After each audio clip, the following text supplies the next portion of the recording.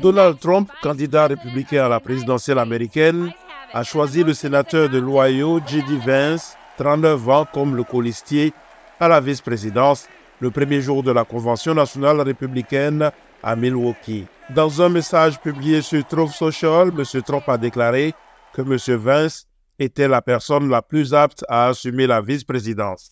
L'identité politique de Vance est centrée sur ses liens avec la région de la Rust Belt aux États-Unis et ses sentiments populistes s'alignent sur l'appel de Trump à la classe ouvrière blanche.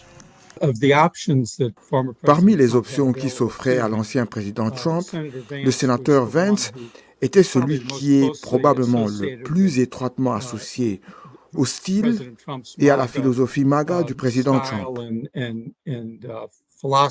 L'historien Joel Goldstein estime aussi que ce choix est inhabituel dans la mesure où la plupart des vice-présidents sont choisis pour tenter d'atteindre des électeurs en dehors de leur base existante plutôt que ceux qui en font déjà partie.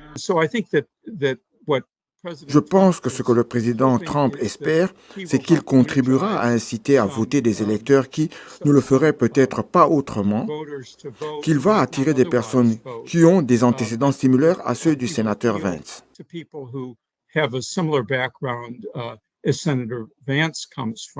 Vance s'est fait connaître en 2016 avec ses mémoires Hillbilly Elegy qui décrivent la pauvreté de son éducation et le déclin industriel et économique de sa ville natale de Middletown dans l'Ohio.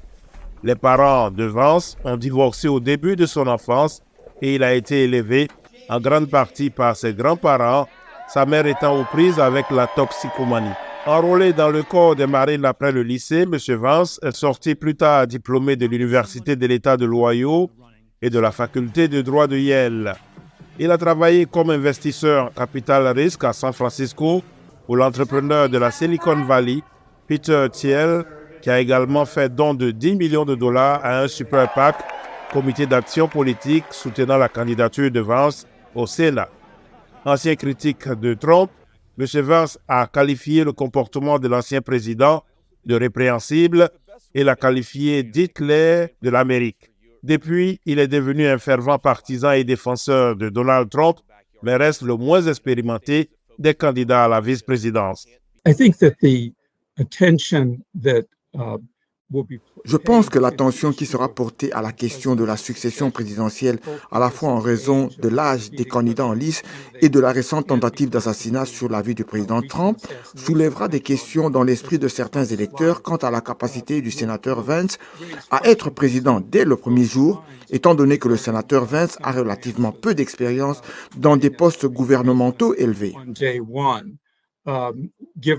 Senator Vance has such relatively little experience in high governmental positions.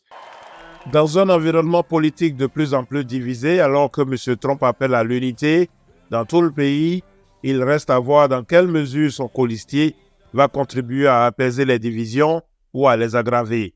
Quelques heures après la tentative d'assassinat de M. Trump, M. Vance en a attribué la cause à la rhétorique de la campagne du président Biden.